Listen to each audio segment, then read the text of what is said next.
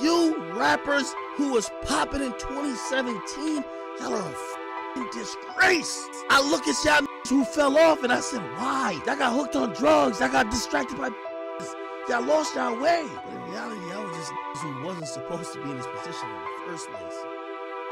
A lot of times rappers don't understand the concept of lightning in the bottle. A lot of this shit's lightning in the bottle.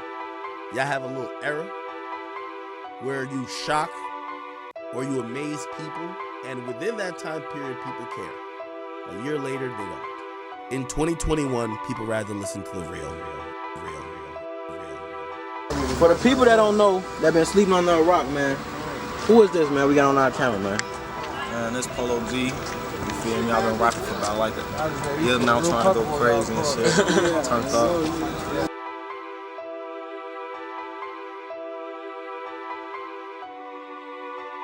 In recent years, the rap game has seen a major change. The SoundCloud era has come crashing down, bringing a lot of rappers with it along the way. Many big names have faded into the background, but new ones have popped up into the spotlight, and a new era has emerged with an entirely different sound and direction. This change didn't all happen throughout the span of a year. However, one year in particular clearly marked the start of the shift. A year in which numerous events would happen, events that would shake up the entire hip-hop ecosystem and plant seeds for a new movement. Before I start the video, make sure to drop a like so you don't forget. And if you're not subscribed, please consider subscribing. Alright, let's get into it. In order to understand where the game was at the beginning of 2018, we need to look back at some of the prior years. In 2016, mumble rap emerged into the mainstream with the most loved and hated class of XXL freshmen ever. Uzi, Yachty, 21, and Kodak came out of nowhere and took the game by storm, bringing SoundCloud rap to the charts. In the 2 following years, more and more rappers blew up, pushing the movement further. People like Famous Dex, Playboy Cardi, Trippie Redd, XXXTentacion, Ski Master Slump God, YB in the Mirror, NBA Youngboy, and Juice WRLD.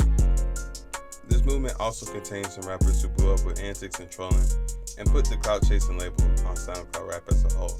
People like Lil Pump, Smoke Perp, Lil Xan, and 6ix9ine. By 2018, the majority of this new movement was still at the top of the game and in the spotlight. Uzi was cemented as hands down one of the biggest rappers out, and Youngboy, Juice WRLD, and XXXTentacion were on their way to reaching this status. Kodak, 21, and Cardi all found themselves at the top of mainstream rap, and Trippie Redd and Ski Master Slump God proved that they could stick around in the game. However, for most other rappers in this era, 2018 would be their last year on top. Lil Yachty went into the year on a mission to get back to his 2016 success. In 2017, he had dropped his second major project, Teenage Emotions, which had flopped for obvious reasons. In 2018, Lil Yachty started the year strong with his Lil Bo 2 mixtape, which had some big songs like NBA Youngboy, Boom, and 66, and received a great response from the fans. But later that year, he dropped another album called Nothing to Prove, and he definitely didn't prove anything because this album was mid and fans didn't really like it. This set a trend of Yachty dropping projects that weren't terrible but weren't great either. From 2018 on, Yachty's buzz definitely dropped, and he is yet to release any records that were even close to as big as his early ones. But he's still relevant and it's not completely falling off. While Lil Yachty was fighting to make a comeback in 2018, Famous Dex was on fire. He dropped the 2 biggest songs of his career with Japan and Pick It Up, and his biggest album ever, Dex Meets Dexter. But this was his peak, and after this his buzz started slowing down, and nothing he would go on to drop after would have the same success. YB in the Mirror, who was fresh on the scene, having only blew up at the end of 2017 with his hit single Rubbing Off the Paint, would go on to drop another hit single called Bounce Out With That, as well as a feature on a G-Eazy record called 1942 that would go on to do big numbers. But in mid-2018, Amir decided to take a break from dropping music, thinking he would just come back and pick up where he left off. But let's just say that things would not end up going as he planned them to. By 2018, Lil Xan had made it 1,000,000 times farther than he ever should have. But his luck ran out, and midway through the year, his numbers hit a peak and started declining, and they never stopped. This same year, Lil Pump and Smoke Perp were at the top of their careers, proving that talent was optional if you could make catchy songs. and keep 12-year-olds on the internet entertained. They were dropping hits and finding new ways to go viral on a regular basis with Antics on IG. Well, off and drop out! Ah! And they were also beefing with Russ. They were at the top of the world, but it was also during this time that J. Cole dropped his diss track, 1985, aimed at them, perfectly predicting how fans will lose interest in their antics and eventually move on, leaving them irrelevant. And this basically explains how the next few years would go for these two. Tekashi 6ix9ine was probably the biggest rapper for this whole year. He was having a blast, rolling around with 9 Trey, really feeling like he was like that, telling people to suck his and test his gangster. And in this 1 year alone, he found a way to beef with half of the rap industry, getting into it with Trippie Redd, Casanova, YG, Slim 400, J. Prince Jr., Chief Keef, and Tato. He was putting out hits on people on camera, so even the feds would know how gangster he was. And he even pulled up to Chicago and proved to the whole world that he was so gangster that he could stand right in front of Obach for 2 whole seconds at 5 o'clock in the morning and not get touched. On top of all this trolling and beefing, he was even finding time to put out hits, as well as drop 2 albums. The year was going great for him until November, when he was arrested and hit with the RICO indictment. 6ix9ine was probably the most covered, but many would argue that the most impactful artist during this time was XXXTentacion. Although X had come up through the SoundCloud movement, after he came home in 2017, he decided to change the entire sound, slow his music down, and touch on topics like anxiety and depression. In 2018, he continued this wave, growing his already huge cult fan base, and appeared to be emerging as a generational artist. But sadly, he met his tragic ending in June of 2018 when he was targeted in a robbery gone wrong. X's death and 6ix9ine's indictment were the start of the end of the SoundCloud era. These were 2 of the biggest artists suddenly gone, and even though 6ix9ine would go on to tell on everyone and get out, things would never be the same for him. In 2019, basically all of the SoundCloud rappers on top in 2018 would see their numbers dropping and begin to fall off. Juice WRLD was the only hope, but even he would go on to meet a tragic ending, sealing the fate of the SoundCloud era. But while the SoundCloud era was ending, a new wave was beginning, a wave centered around the city of Atlanta. In 2017, Lil Baby had started to gain a buzz around Atlanta with his Too Hard and Harder Than Hard mixtapes, and songs like My Dog, Freestyle, and All of a Sudden. People were starting to take notice, and one of these people was the 6th God himself, Drizzy Drake. Drake was a fan of Lil Baby's music and eventually reached out to Lil Baby to feature him on the song. But Drake actually ended up giving Baby this song to release on his own. Proof that Drake is not just out here using new rappers to keep himself relevant.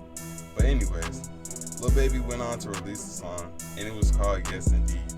The song went on to become a hit, going platinum in just a month, and introducing Lil Baby to the mainstream. Baby capitalized on this momentum and dropped his mixtape Harder Than Ever in May of 2018, building onto his already growing buzz. Around the same time, another rapper from Atlanta was also heating up in the city. Gunna had already dropped several projects and was making noise with his latest Dripper Drown mixtape. He was closely associated with Young Thug and YSL, but not signed yet. In February, he dropped his Drip Season 3 mixtape, executively produced by Metro Boomin, which in my opinion is his best project ever. The mixtape was great from start to finish and contained one of Gunna's earliest hits, Oh OK, featuring Lil Baby and Young Thug. Lil Baby and Gunna had known each other for a while, and Gunna was even featured on 2 songs off Lil Baby's first ever mixtape, Perfect Timing. But the success of their collaboration on OK set a new trend. Gunna appeared on Lil Baby's album on a song called Life Goes On.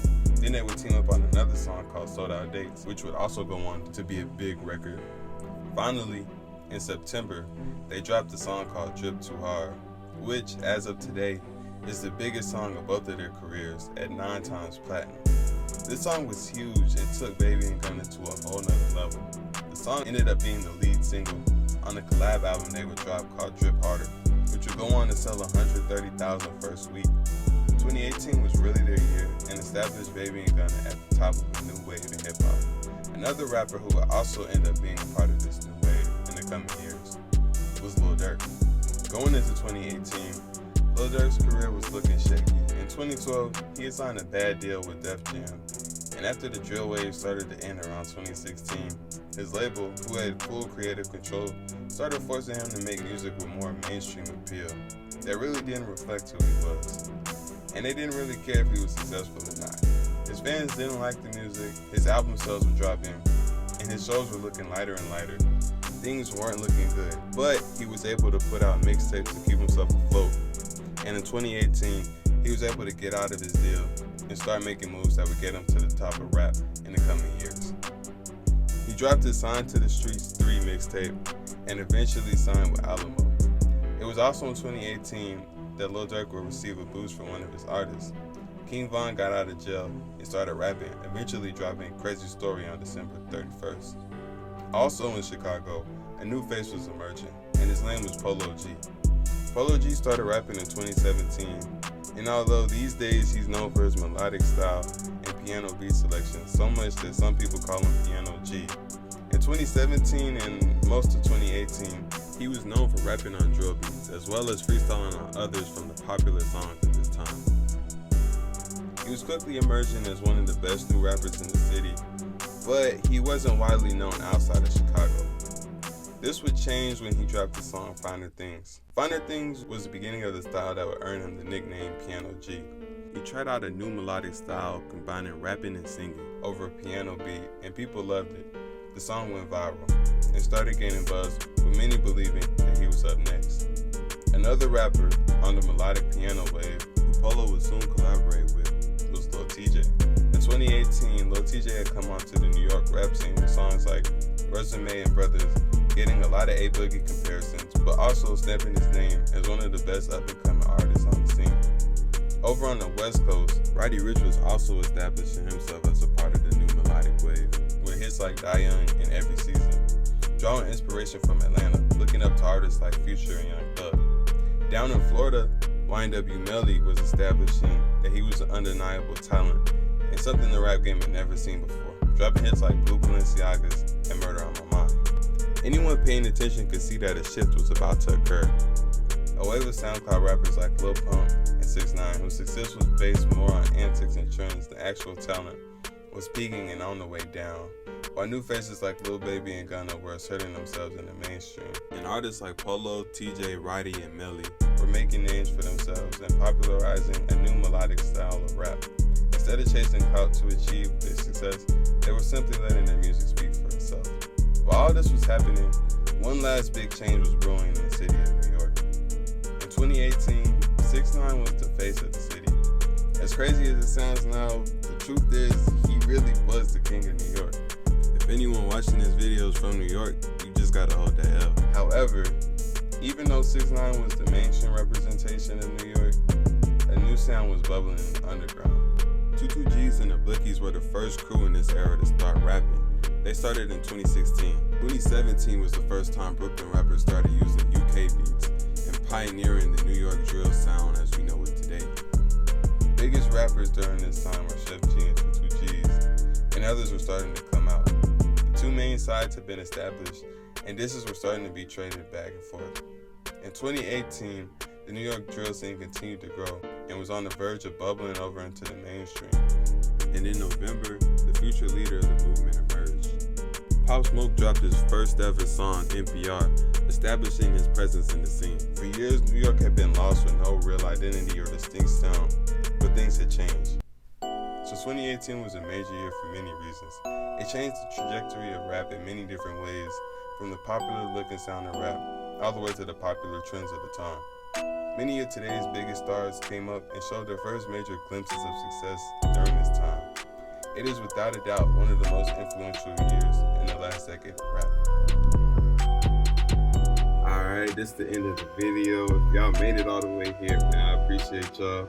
Please consider giving the channel a sub, and also drop a like if you enjoyed it.